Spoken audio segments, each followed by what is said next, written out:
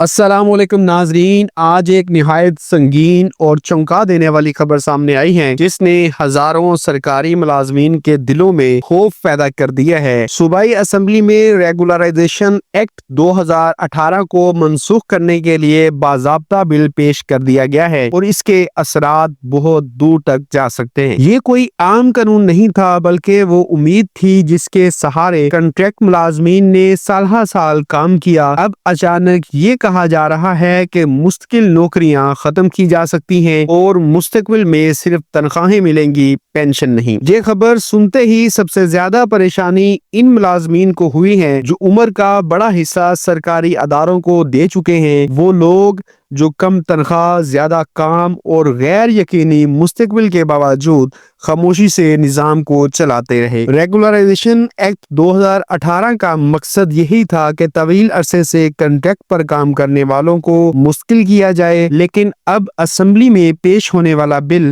اس پورے نظام کو الٹنے کی تیاری کر رہا ہے۔ بل کے مطابق مستقبل میں نئی بھرتیاں مستقل بنیادوں پر نہیں ہوں گی، ملازمین کو صرف پے اسکیل کی بنیاد پر تنخواہ دی جائے گی، جبکہ پینشن، گریجویٹی اور دیگر برآمد ختم کر دی جائیں گی۔ یہ فیصلہ براہ راست غریب اور متوسط طبقے پر حملہ ہے۔ پینشن وہ واحد سہارا ہوتی ہے جو ملازم کو ریٹائرمنٹ کے بعد عزت کے ساتھ جینے کا حق دیتی ہے، اور اب وہ بھی بے چینی کا شکار ہیں۔ سوچنے کی بات یہ ہے کہ جب مہنگائی آسمان کو چھو رہی ہے، بجلی، گیس اور راشن عوام کی پہنچ سے باہر ہو رہے ہیں، تو حکومت ایسے فیصلے کیوں کر رہی ہے؟ کیا ریاست کی ذمہ داری نہیں ہے کہ وہ اپنے ملازمین کو تحفظ دے؟ اسمبلی میں اس بل پر شدید بحث متوقع ہے کیونکہ اپوزیشن اس سے ملازم دشمن اقدام قرار دے رہی ہے۔ کئی ارکان نے واضح کہا ہے کہ یہ بل لاکھوں خاندانوں کو غیر محفوظ بنا دے گا۔ دوسری طرف حکومت کا موقف ہے کہ پینشن سسٹم ریاست کے لیے مالی بوجھ بن چکا ہے۔ ان کا کہنا ہے کہ اگر یہ نظام جاری رہا تو ترقیاتی منصوبے متاثر ہوں گے۔